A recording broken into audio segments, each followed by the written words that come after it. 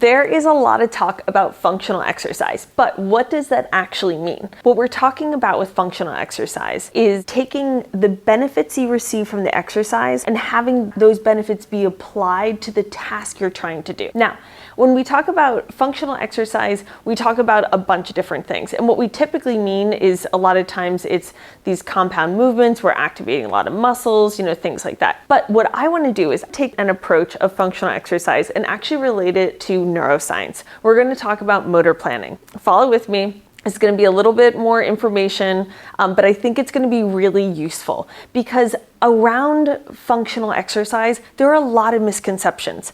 The way that we can best conceptualize functional exercise is actually through neuroscience, specifically motor planning. So with a motor plan, what we're trying to do is we're trying to say, okay, your brain has an idea of what it's supposed to do, right? It has a desired activity, and then you're trying to do that activity, right? So in terms of you want to run faster, or you want to be able to hike, or you want to be able to swim, whatever that activity is your brain then needs to come up with a motor pattern, right? So you need a certain amount of flexibility, stability, strength, but then your brain though also has to figure out how much force, what direction, how much range it needs for each of those muscles.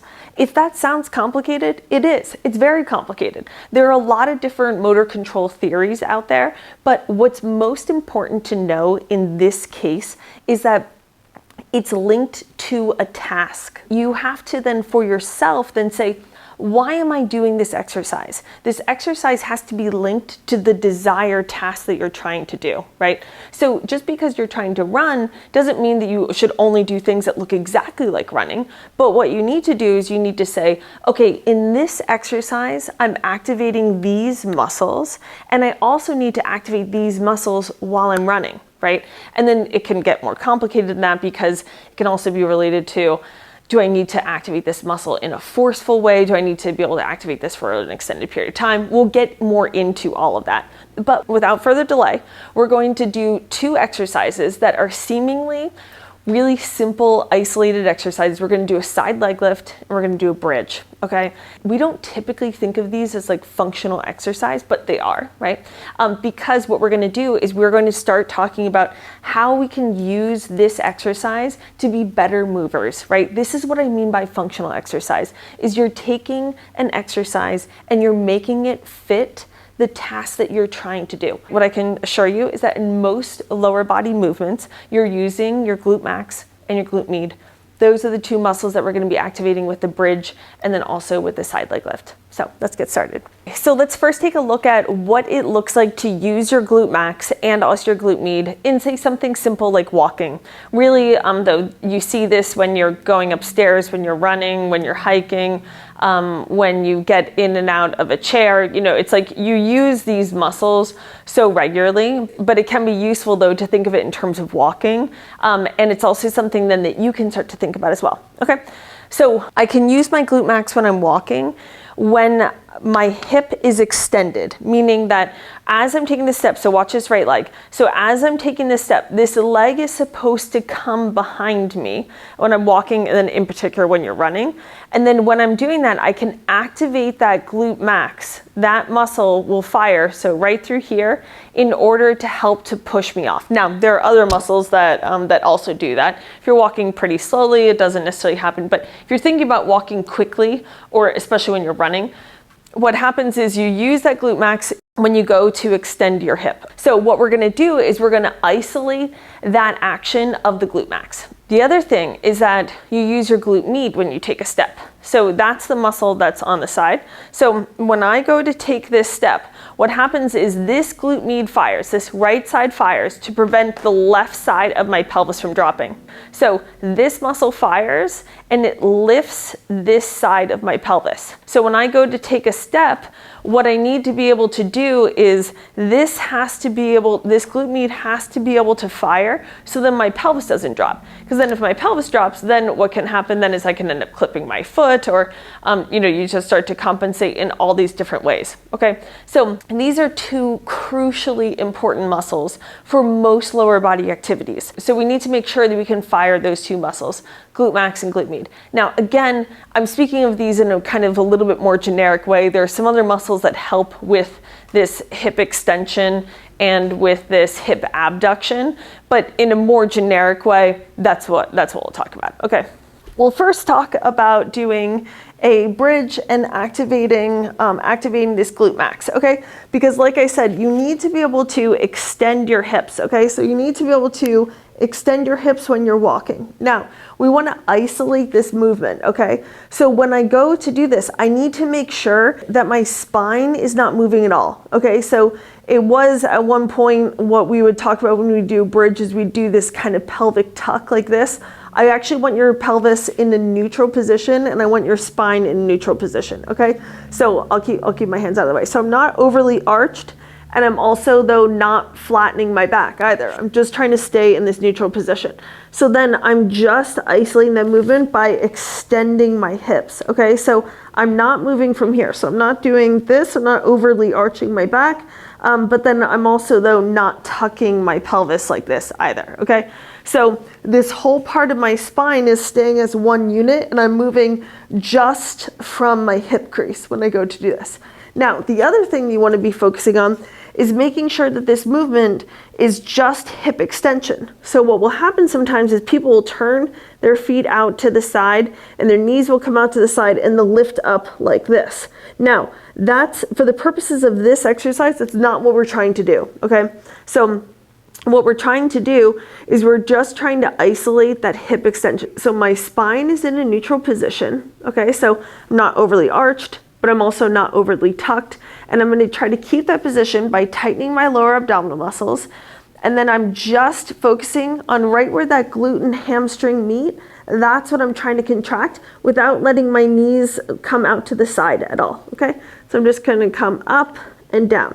Now, what I should be trying to focus on is, do I feel my right side firing like my left side? Is one side of my pelvis dropping more than the other, right? So doing a two-side exercise can be helpful sometimes in kind of starting to look at, is there some type of asymmetry, okay? So say you have no trouble at all. What you can do then is you can start then with making this like a modified single leg bridge. So you go up with two legs, you lift one leg up, place it down, lift the other leg up, place it down, and then lower back down.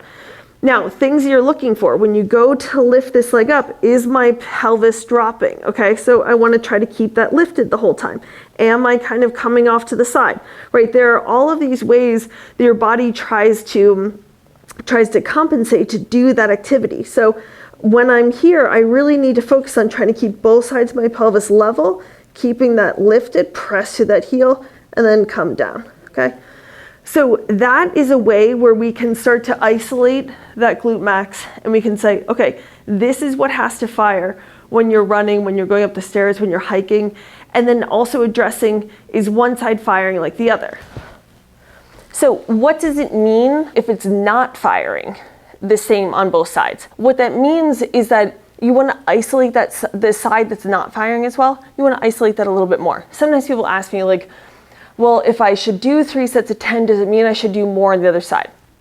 What I say sometimes is you can, or the other thing is that it's just going to be easier to do 3 sets of 10 on, say my right side is better than my left. It's just going to be easier for me to do the 3 sets on my right side than my left side. And then eventually then they'll even out. You don't necessarily have to do more. It's just going to be less challenging for that right side. Now, the next exercise that we're going to do is we're going to do a side leg lift, okay? So the thing is that, yes, this is not traditionally the most functional exercise, but it's a necessary starting point before you do anything like hip drops, step ups, all of these other things we typically think of for this glute med activation. You have to be able to do this first, right? You have to be able to do what's called an open chain exercise, because that allows you to be able to isolate that movement. An open chain exercise for your lower body means that your foot isn't planted on the ground and then you're moving that joint, versus the way that you mostly use your lower body is a closed chain exercise, meaning that your foot is planted and then the rest of either your knee or your hip are moving, versus it's the opposite for your upper body.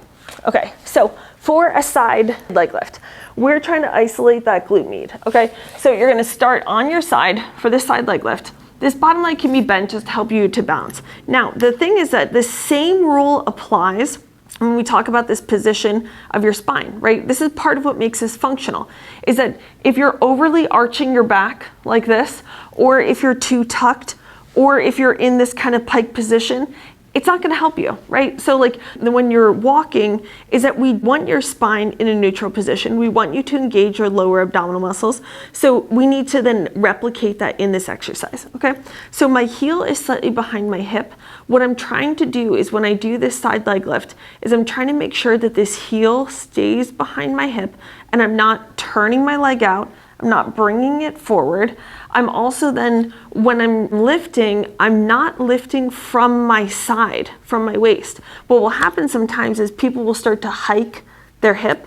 So sometimes I have people place their hand in their side so then they can make sure that they're not activating that muscle when they go to lift up. So this is especially true for anyone who kind of has like that low back pain when they're running. It's very frequent that what happens is when they do this side leg lift, they're kind of hiking their whole hip up toward their ribs. So a few things to look at. Making sure your heel stays behind your hips, and that way you're using your glute med and not your hip flexor. If your leg's in front of you, you're just using your hip flexor, okay? The other thing is that I'm trying to make sure that my spine stays in a neutral position. So I'm not overly arching my back and I'm not overly tucked either. The other thing is that I want to try to make sure that my spine isn't side bending, that this movement is just coming from this outer hip area, okay? Last thing is that you want to make sure that you're not using the smaller external rotators of your hip. If you are, then your leg's likely turning out, okay?